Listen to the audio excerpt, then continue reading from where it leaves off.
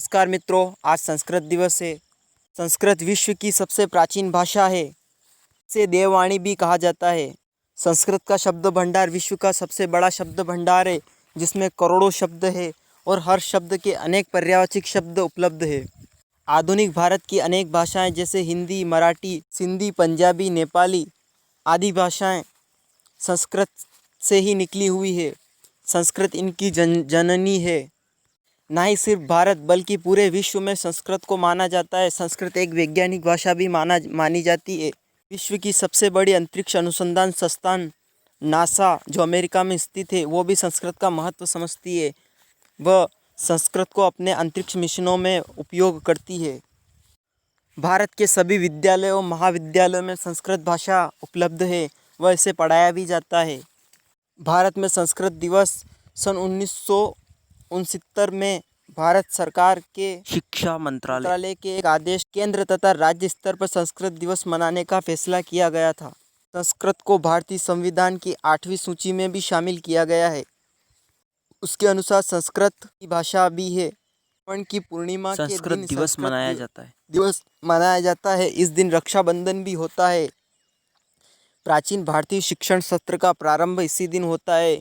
वह इस दिन वेद पाठ का प्रारंभ होता है। वह छात्रों को शास्त्रों का अध्ययन प्रारंभ होता है प्राचीन भारत के अनुसार।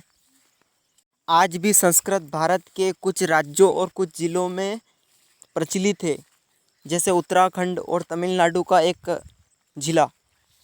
देश के कुछ न्यूज़ चैनल्स में भी संस्कृत भाषा के कुछ बुलेटिन्स आते हैं। रेडियो पर भी आकाशवाणी में एक बुलेटिन संस्कृत भाषा का भी आता है। संस्कृत दिवस मनाने का उद्देश्य है लोग संस्कृत का महत्व समझ सके, व संस्कृत भाषा का प्रचार प्रसार हो सके। भारत में विदेशी आक्रमण से पहले संस्कृत का बहुत प्रचलन था। संस्कृत विश्व की सबसे प्राचीन भाषा व देवों की वाणी और संतों की वाणी भी है। हमारे अनेक संतों ने इस पर संस्कृत भाषा का उपयोग किया है। वेदों में, रामायण में आदि में संस्कृत का उपयोग किया गया है। आज संस्कृत दिवस के उपलक्ष्य पर हम हमारी तरफ से आप सभी भारतवासियों को शुभकामनाएं देते हैं और हम आज से एक नया कैंपेन शुरू करते हैं कि दिन में कम से कम 15 से 20 मिनट हम संस्कृत पढ़ेंगे।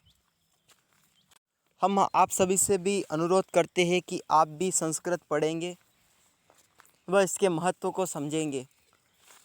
प्राचीन भारत को विश्व गुरु बनाने में संस्कृत भाषा का बहुत बड़ा योगदान था, क्योंकि भाषा संस्कृति की जननी होती है। हमारा अगला वीडियो भारत के महान राजनीतिज्ञ रहे चाणक्य के ऊपर आएगा। वीडियो देखने के लिए आप सभी का बहुत बहुत धन्यवाद।